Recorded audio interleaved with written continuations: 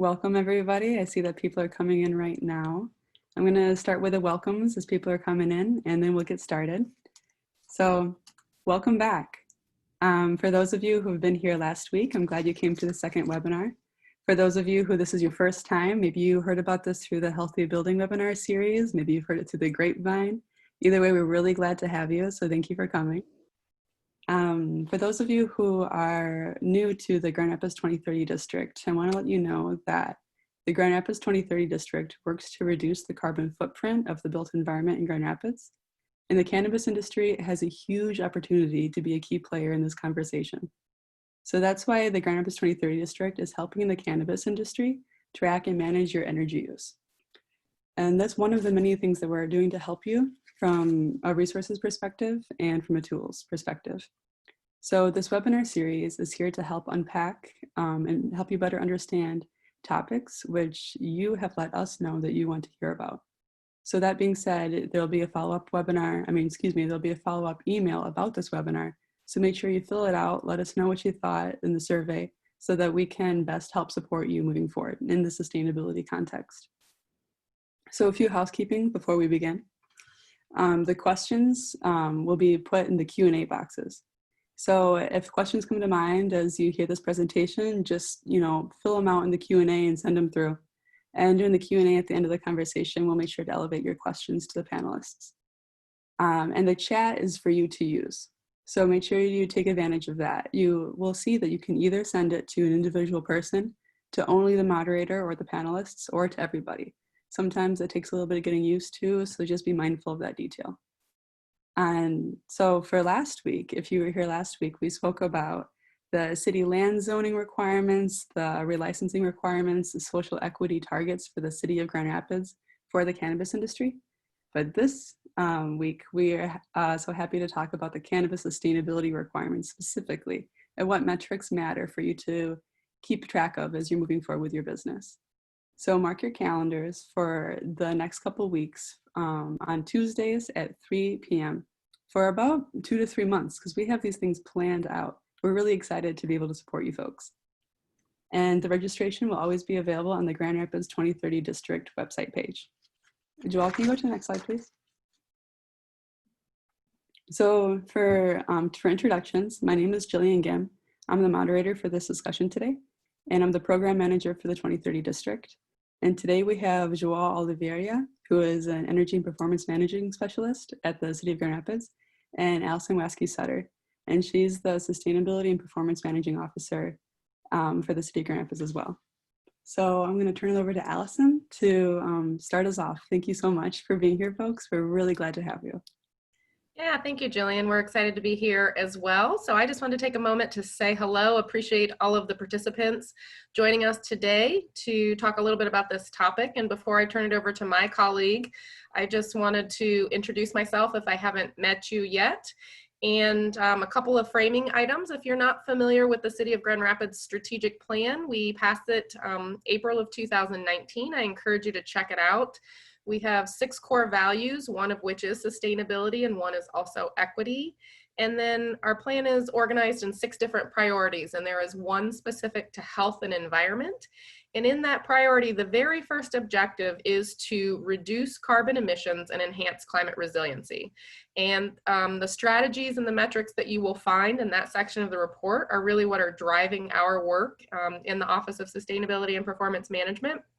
And we are looking internally at our own operations, but with respect to the topic for today, this really lines up well. One of our strategies is to look at policies and programs that at the local municipal level we can pass and help support that will help our community start to reduce carbon emissions as well. And this is really where the great partnership with the Grand Rapids 2030 District comes into play.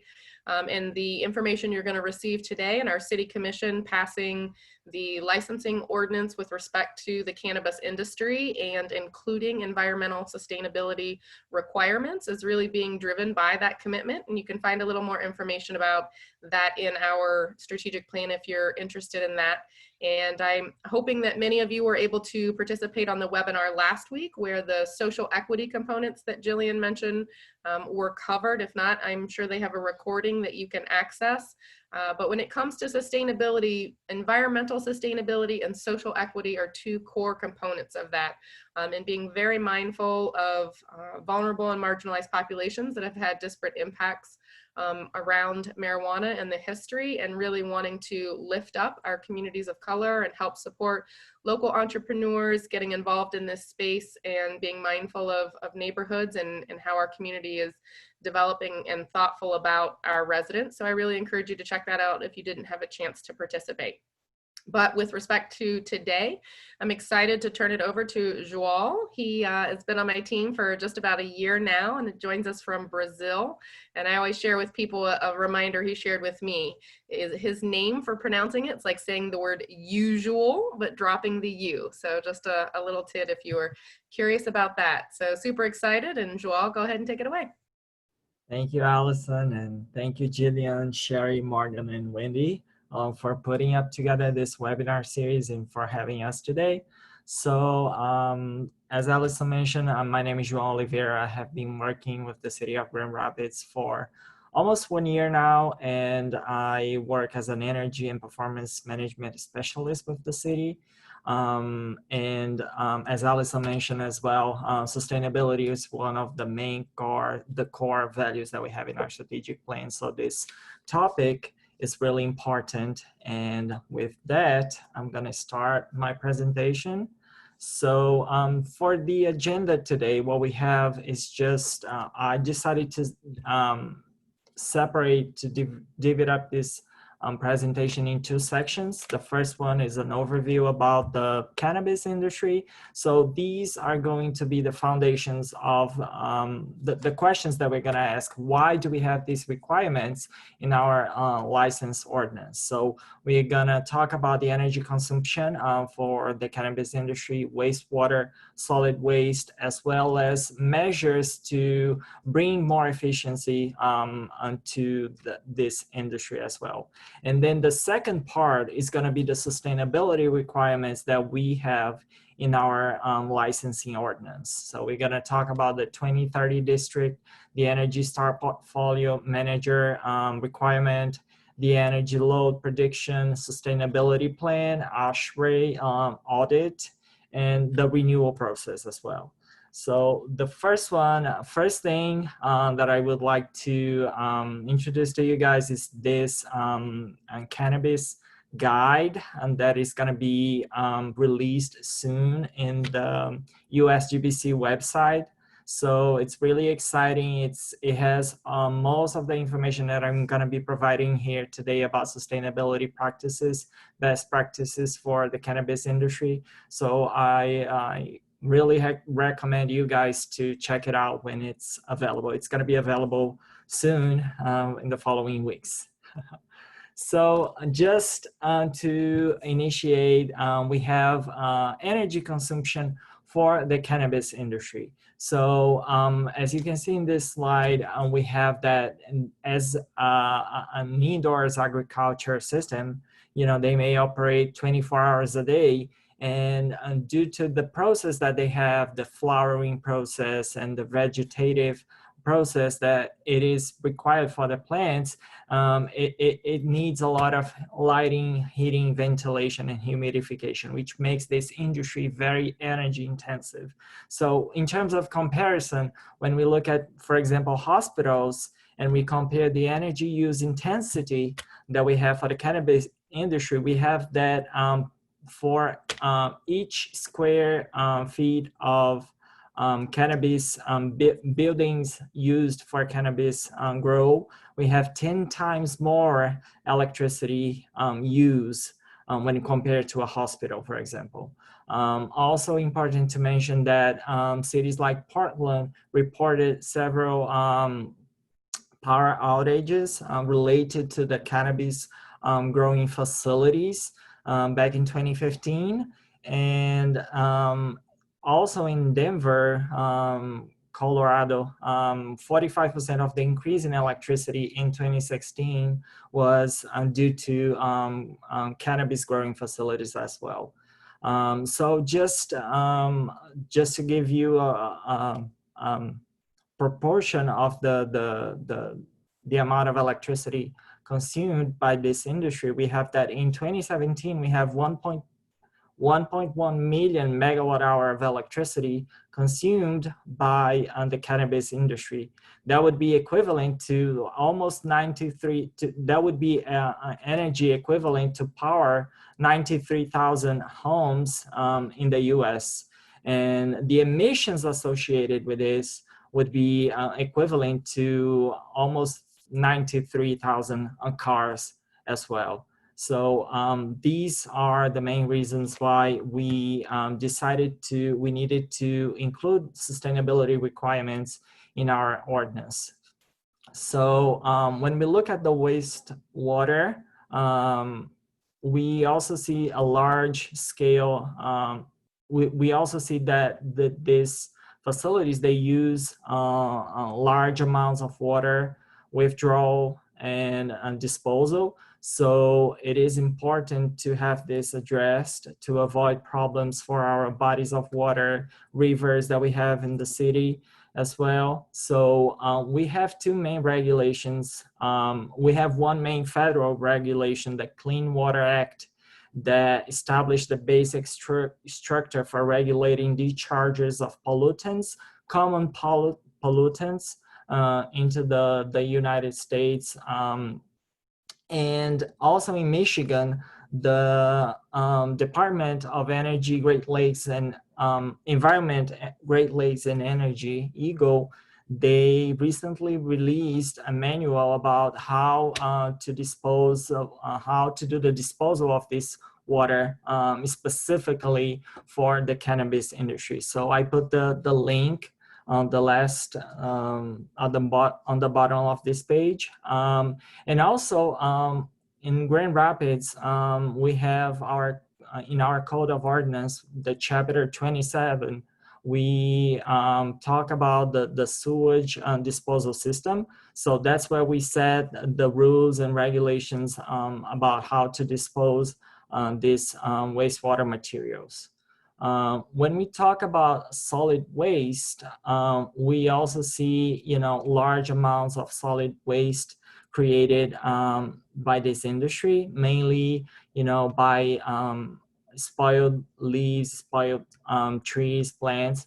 So, and there are different methods to dispose on these materials. So incineration, composting, anaerobic digestion can be used to treat these materials. Some states, they have specific rules to address the cannabis industry waste materials. Just like Colorado, they have a 50-50 mixed waste rule, which means that all the cannabis waste has to be mixed with 50% non-cannabis waste before leaving the facility and before going to the waste treatment facility. In Michigan, that's something that the EGLE recommends, suggests, and they have a manual. That's the last item on the page, on the bottom of the page. That's a paper about impacts of the cannabis industry, and that's one of the recommendations that they have that to address waste for the cannabis industry as well. And regarding Grand Rapids specifically, we have the chapter 25, the solid waste management, that treats all the solid waste, how it needs to be disposed and transported in Grand Rapids. So now that we talked about gave a little bit of the overview about the sustainability and the common practices for the cannabis industry, we are going to talk about how to make this industry more efficient. So first item here is renewable energy and energy efficiency. So just a note, renewable energy and energy efficiency are two different things. I just decided to put it on the same slide just to, because they are related to energy, but these are two different things. So renewable energy is, when you use renewable sources of energy to power your facilities, it doesn't mean necessarily that you're going to have more efficiency for them. What we can use to bring more efficiency to the cannabis industry. So I put here 4 different strategies that we can use. So renewable energy, the first one, LED lighting, energy efficient equipment, and building envelope as well. So we're gonna go through all these items individually. So as I mentioned before, renewable energy is how you can power your facility to reduce your electricity bill. So you're gonna have solar systems, for example, on the rooftop of your building, generating electricity, and then you can offset part of the electricity that you buy from your utility company when you have this kind of project in your facility. And it's important to mention that you're gonna be using renewable energy, you're gonna be avoiding emissions of CO2 and greenhouse gas emissions as well. So it's good for the planet. It's good for, that's the right thing to do. And when we look at the opportunities for energy efficiency, we have that LED, the lighting in the cannabis industry, and specifically for indoors cannabis grow, we have that lighting can can account up to 82% of the total electricity consumed in these facilities. This chart that we see here, it's about the total energy consumption when we compare all the fuels used and electricity and different types of fuel as well. So you see lighting accounts for 38% of the energy use. But when we look at only for electricity, this can be up to 82%. So that's a huge player when it comes to electricity consumption, and LED lighting is the best way to reduce energy consumption and bring more efficiency to these facilities when it comes to LED lighting. There is a debate about if LED lighting can be used in the different stages of the process, the vegetative and the lighting process. There's a lot of debate and in the literature, but also it's indicated that for the vegetative rooms, you can utilize most of the LED lights, and you can have a mix of HPS, high pressure sodium lights, and LEDs for the flowering stages of the process.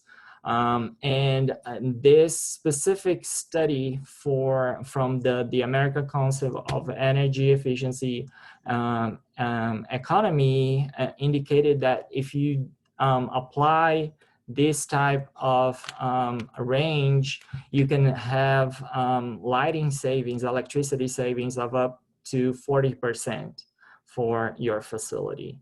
When we look at energy efficiency, we are talking about the equipments that you have for HVAC, for heating, ventilation, dehumidification. And this also plays an important, this also is a huge player in the energy consumption for these facilities. So when we look at it, we have that we can utilizing energy efficient equipment, we can achieve up to 35% of energy reduction And here in the little picture that you see, the Energy Star. So, just the Energy Star equipment, they are certified and they are indicate that they consume less energy than otherwise.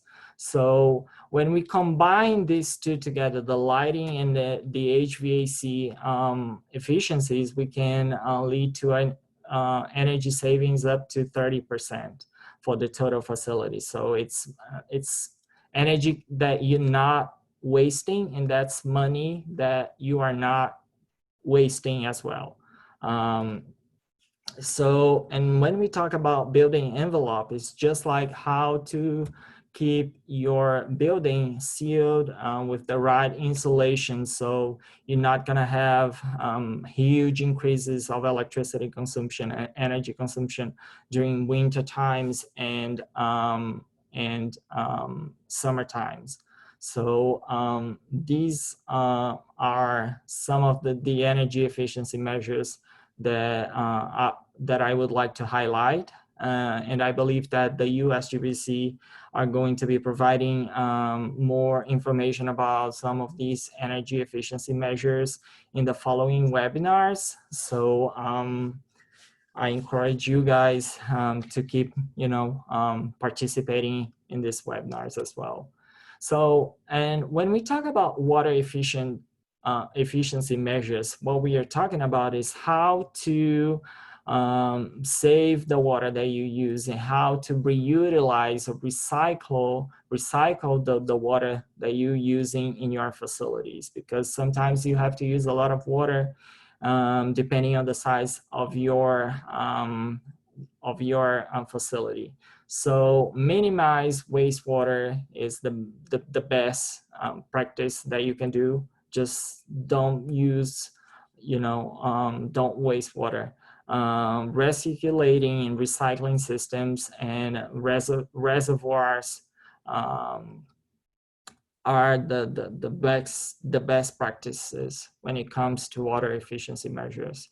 So just, a couple of things when we talk about minimize wastewater, setting up effective irrigation systems, not overwatering the plants, have the appropriate amount of plants for table, and using the correct amount of nutrients. This also allows that you're not gonna contaminate, the water in a way that is gonna be difficult to treat it afterwards. So that's important. That's a very important thing to do. And when we talk about how to reutilize the water, so we have different filtration systems that we can use. We have reverse osmosis that you can use to more efficiently recover water to be utilized in your facility as well.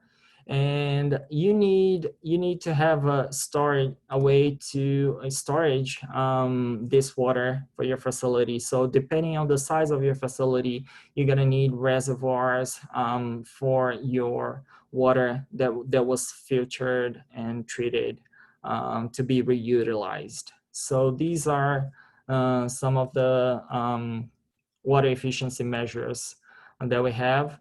And I also would like to highlight that opportunities that we have for financing some of these projects that I mentioned. So we have the PACE program that was approved in the city of Grand Rapids back in 2017.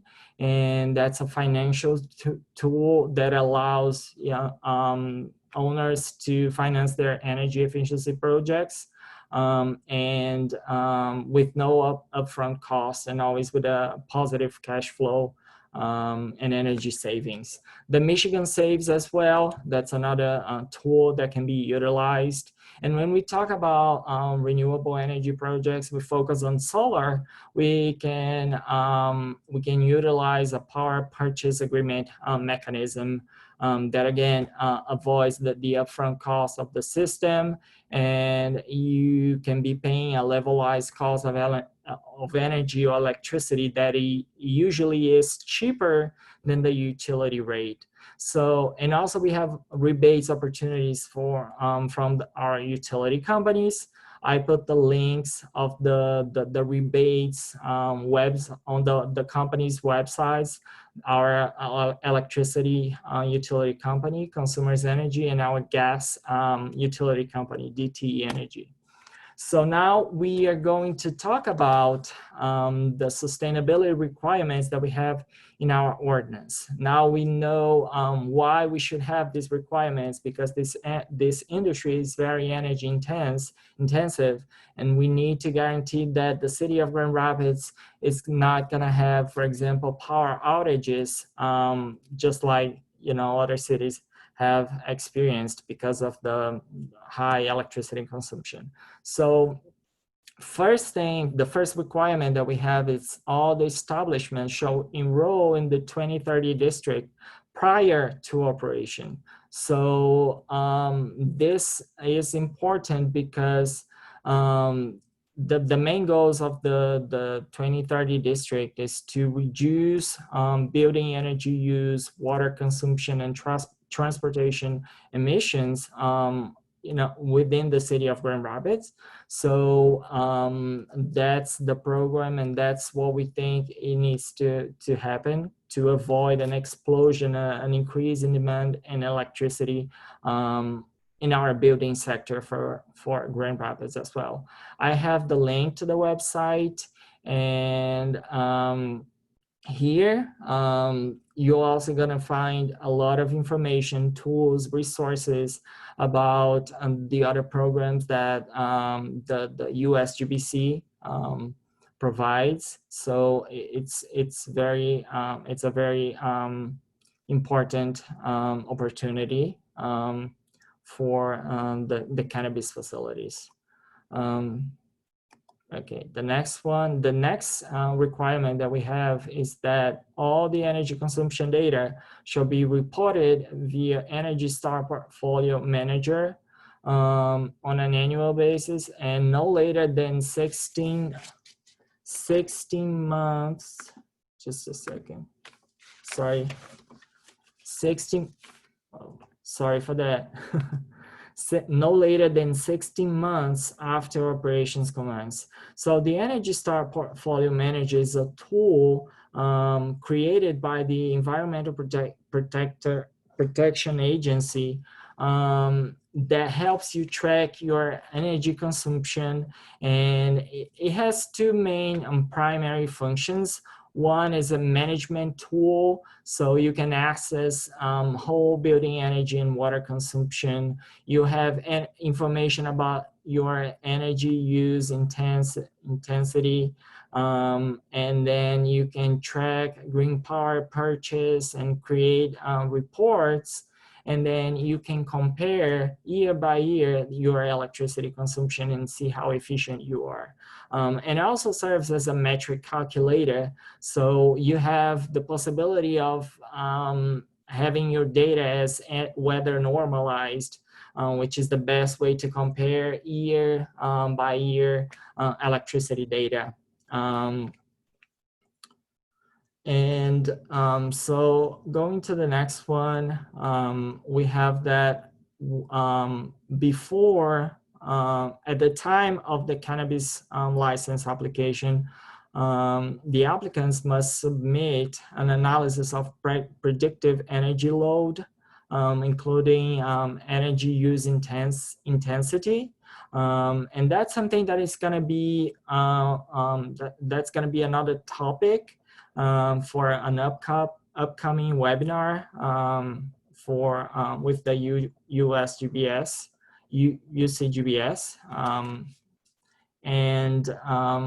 I also provided here the links for the utility companies, so you can reach out to them and see how's the best way to do it. The next one is about the environmental sustainability plan that needs to be submitted to the City of Sustainability. This sustainability plan, it needs to include forecasts of greenhouse gas emissions for the coming year and reporting the past year's greenhouse gas emissions.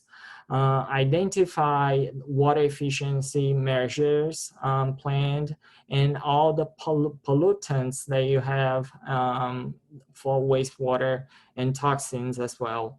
Solid waste management plan, and all this information should be included in the sustainability plan. We don't have any specific template for our sustainability plan because we understand that the businesses, they have been providing this information for other municipalities and for other states, so they have already different ways to present it. So it's just we need to have this information, but we don't have any specific template for this. Also, when we talk about the plant canopy area, we have a requirement that at least 50% of the canopy area should be illuminated by fixture with a photon efficacy of 1.5 micromole by joule at the time of operations commence. So this is related to the efficiency of the lighting system that you have. It means that it doesn't matter much if you use, you know, a higher wattage, but if you don't have an efficient lighting, you're gonna be wasting energy. So that's why we have this requirement. And for those who are asking the question about why we have this 1.5 value, here is one recommendation by the U.S. Department of Agriculture when it comes to lighting for indoor agriculture. So for this one, and that's the one that we have been receiving some questions about it. So whenever an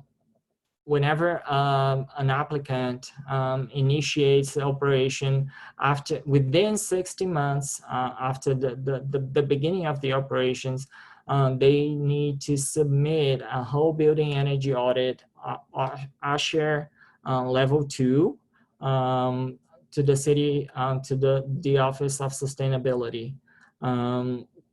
So this audit will allow to identify where there are opportunities for improved efficiencies and also reduce electricity rates, for example. So I'm gonna use this slide here, and that's something that we have in the guide that is gonna be released in the following weeks.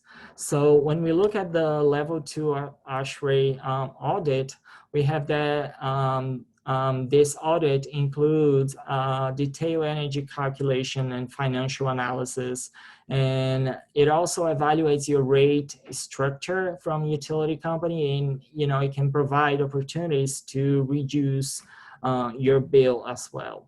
So that's we have 3 different levels, and the level 2 is the one required in our city ordinance. And the last thing is that how is the renewal process that we have in our ordinance. So all applicants shall include the sustainability plan at the time of renewal, and they have to submit it to the sustainability office as well. And with that, I think I'm gonna go back to Jillian to the questions, and that's all from me. Thank you so much, Joao. That was such an informative presentation. There's just so much that you've covered over the last 2 years. So thank you, Alison and Joao, for putting this together for the City of Grand Rapids, because it's been very helpful for everyone to continue on the sustainability movement, especially from the cannabis industry. The first question that came through, just right there and simple, is Energy Star free? Energy Star Portfolio Manager? Yeah, I assume so. I think Energy Star Portfolio Manager, is that a free tool for people to use? Yeah, correct. That's a free tool. You just have to register, and it's a very straightforward tool to learn how to use it. So, and I believe that there will be a webinar with, speaking specifically about this as well. Yes, there will be. We're going to host a energy benchmarking webinar on how for you to do Energy Star Portfolio Manager for your own facilities. So yeah, stay tuned for one of these next coming Tuesdays. We'll be having that ready for you folks. Yeah. Yes, Joao? Yeah, no, and energy portfolio, it saves a lot of time, because if you have to do, for example, weather normalized data, it's a long, extensive process. So they do it all for you, and it's really easy. It's a very easy way to manage your assets and to know how they are performing when it comes to energy, and also benchmarking. So I really think it's a really important requirement that we have in our licensing ordinance. And that can be shared with the 2030 district as well, right? Yeah. Mm-hmm. Yes, and that will be explained in the benchmarking webinar as well, folks. Okay. So we have a question coming up from Eric. And he says, assuming that the growing facilities utilize an energy model for their predictive energy load, how does the Office of Sustainability or city code officials plan to confirm the accuracy of the submitted energy analysis and EUI output? So Julian, I'm going to take this one. Yes. So the Office of Sustainability is not going to be doing or performing and conducting any follow-up with respect to that, outside of collecting the information and trying to monitor and understand how the facilities are performing across the city. The key intent there is that the data needs to be submitted to the utility companies so that the business and operation can be working in partnership with the utility company to ensure that the infrastructure in place, not only for the facility, but the adjacent electrical grid, is able to provide the electricity that is needed, and it's not going to cause any short outs or any kind of hangups. And so the primary way that that information is going to be used is really going to be from the utilities. So at this point in time, and I'm not aware, although I'll follow up to confirm that it's anything that the code officials will be looking at outside of their normal code compliance and reviews process. Eric, if you have a follow-up answer or question to that response, please feel free to say something again. So an attendee has asked, can I perform my own ASHRAE level 2 audit?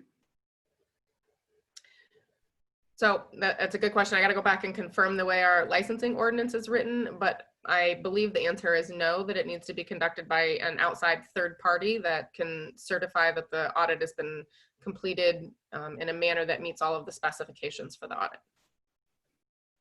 Yeah, I believe that, just to add, I believe that the ASHRAE level 2, it needs to be done by a certified company that will provide the audit. So I'm not sure if individuals can do this type of audit unless they have the certification to do it. It's true. Many of our 2030 professional stakeholders can perform ASHRAE level audits of all sorts. And so I'm happy to help anybody find somebody that would work for them, or to connect you with the resources for you to look further into audits for your own facility. And going along straight with that question is, do you have a ballpark idea for how much an ASHRAE energy audit costs? I'm trying to think right now. Actually, I know I reached out to Sherry when we were putting together some cost estimates for the city, and she gave me a ballpark cents per square foot. And right now the cents are not coming to me. So I think it was 32 cents per square foot. I think that sounds about right. Yeah. That Now seems, that's probably more for an office style facility. So it could vary a little for a cannabis facility or more of an industrial type of facility. But I believe that was the estimate given for the average office building. and also folks, you definitely should think about getting a few quotes for the same facility, right? And you can see, you know, comparing apples to apples, what price works for you, what the proposal has in it. And again, happy to help in any way. There's a question here about, I believe, the sustainability reports. They say, are the reports graded? What happens if our report shows we have room for growth?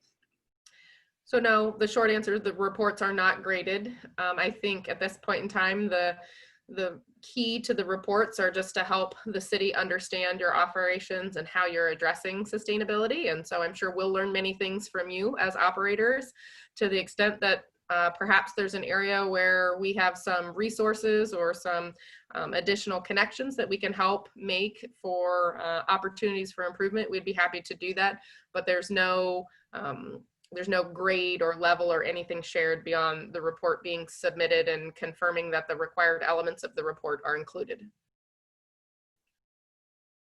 So if the required elements of the report are included, then you would respond to them, I assume, correct? Yes, we'll confirm to confirm that the report has been received and includes all of the necessary information.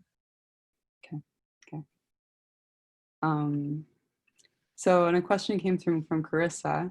Are there any other licenses used in the city of Grand Rapids required to submit energy data or conduct audits for licensing compliance? So the answer is no. We have been exploring similar types of requirements for other building types in the community through our Zero Cities project and our partnership with the U.S. Green Building Council.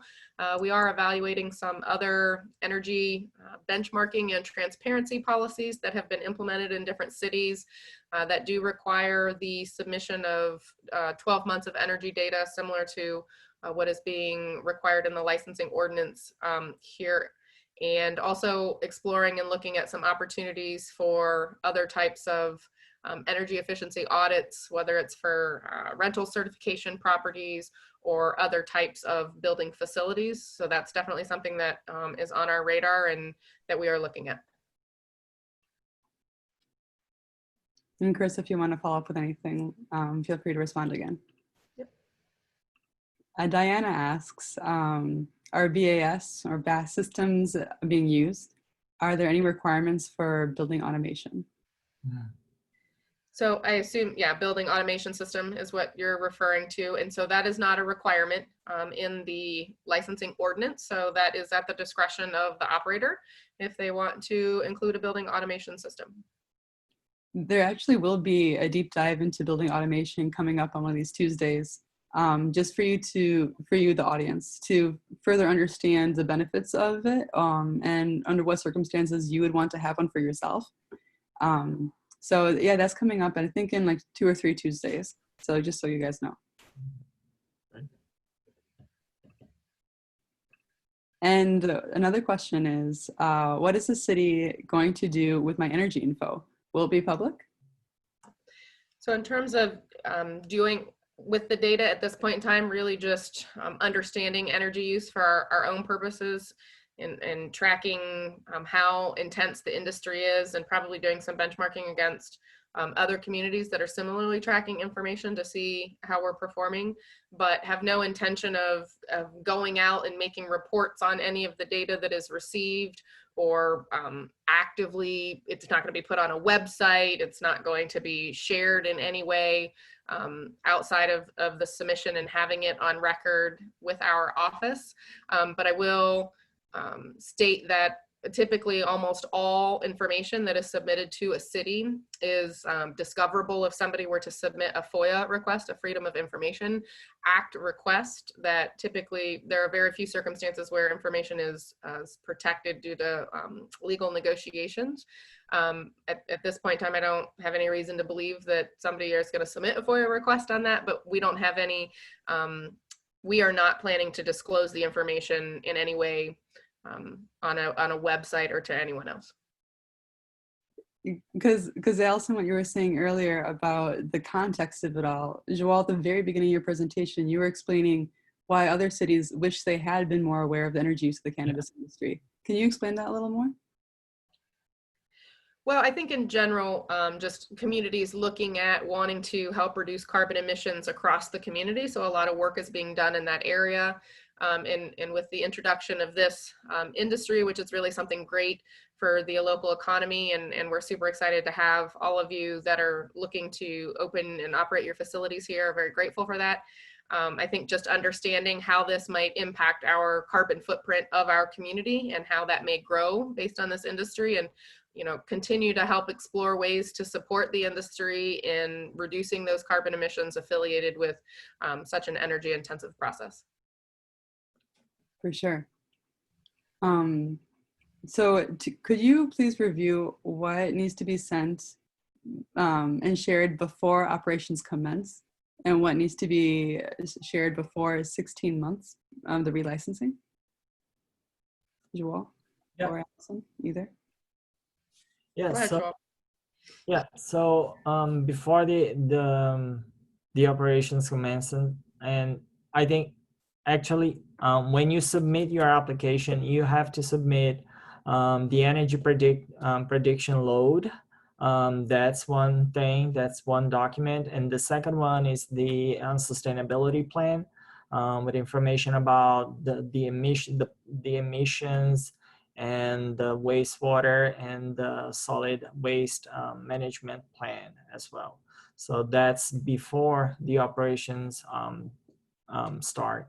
And then within 16 months, 1/6, after the beginning of operations, you have to submit your ASHARE level 2 audit. And there's something else that I'm missing. What's the other? As well as have your data loaded into Energy Star and shared with the U.S. Green Building Council, so that we have that. I think one other item is kind of in the beginning would be also ensuring that you are meeting the lighting requirement at the time that you begin your operations as well. So having that be installed and operational from the beginning. And I just want to also note that with respect to the sustainability plan, not looking for anything polished where you're working with a marketing firm and paying money to have a plan done. If that's your desire, by all means, please feel free to do that.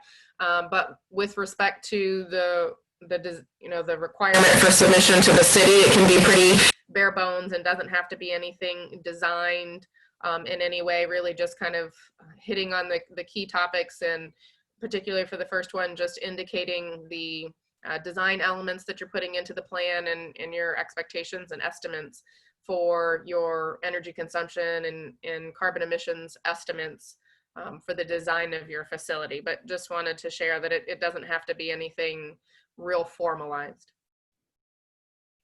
Yeah, correct. And I think I would also add that just encourage the folks to check out the chapter 25 and 27 of our code of ordinances. They're going to find really important information about how to dispose and how to treat the solid waste and the wastewater that is going to be, that's going to enter our wastewater system, our sewer system as well. And that could be helpful to help them elaborate this plan as well. Thanks for that reminder, Joao and Alison. There's a question that just come through, and essentially it's asking regarding resources for contractors in energy management, commercial lighting, and commercial HVAC. Do you have resources for the service providers to help the cannabis industry? I do think that the environmental sustainability best practices guide that you're working on, that I know Joao's partnering with you, Jillian, and your team on, will probably be a really good source of information. But outside of that, I don't have any other additional resources. We've been looking at and researching some of the other states or cities that have requirements. And I know that Denver was really one of the first cities to have an environmental best practices resources guide. So that's one that I know the team has been looking at and referring to as well with respect to resources. Mm-hmm. Yes, that's correct. The Cannabis Guide is for folks to help flourish in the Grand Rapids city from a business perspective, but also from a service provider's perspective, what they need to help the cannabis growers be able to achieve. So I think that Alison's absolutely right. That guide will be available by August 1st on the Grand Rapids 2030 website. So make sure that you go check it out and keep your eye open for it. There's also other resources available on that website right now that from a business perspective of a cannabis grower or from a service provider, I think you'll be able to find something that fits your niche. And you always can contact us too if there's a particular question, and we'll send you in the right direction. Yeah, I saw a note, and you will be having, the USGBC will also be having a webinar to help folks understand and develop an environmental plan. And some information is included on the Grand Rapids 2030 District website. So you can check out some information there that also helps highlight some of the contractors that perform these types of audits. Correct. So Diana asks, are you aware of any zero net energy cannabis projects? I am not. I've not researched specifically for it recently, but none have come across my radar. I don't know, Joao, if any have for you. Oh, I haven't heard of it yet. But I'd love to hear about one. So if you guys are interested out there about knowing more about zero net energy, and if you'd like to take a stab at it, we would love to support you in any way we can. The great question, Diana. I hope that one comes soon. And I had forgotten earlier and just wanted to share as well, as a part of our process, when we started thinking about the licensing ordinance, there was a stakeholder group that got together to meet and discuss this that did include some people from the cannabis industry, included the utilities, U.S. Green Building Council, myself, and some other folks from the city. And so just wanted to highlight that it was something that we worked to engage multiple stakeholders in the beginning as we were having conversations, and shared the draft of the licensing ordinances and solicited feedback on that, and really received a lot of great feedback from some of the cannabis industry folks that participated, as well as working in partnership with the utilities, really wanting to be mindful about the additional demands that will be placed on the electrical system in particular. And so just wanted to make sure that that was something we shared with the participants as well. Yeah, I couldn't agree more. Oops. And so folks, if you have any last questions, now is the time to say something. Do you have any wrapping up thoughts, Alison and Joao, before we end the day? Yeah, I would just echo that we're really excited to have the industry here in our community and to help support in what way we can to implement some environmental sustainability, and of course with my colleagues last week, some social equity components into the cannabis industry. So to the extent we can be of support, please don't hesitate to reach out to us. Joao from our office is the main point on this particular topic, so he's going to be really your best bet for an initial contact and having some help. But if you have any questions, comments, or concerns, please feel free to reach out to us. Yeah.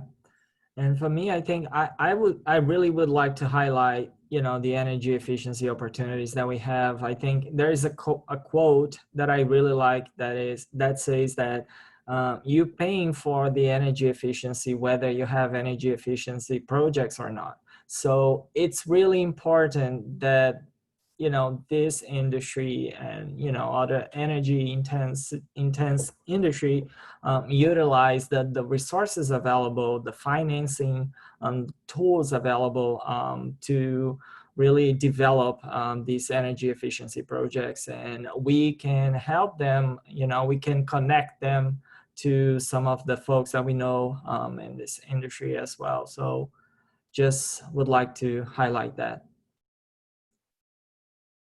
Thank you so much.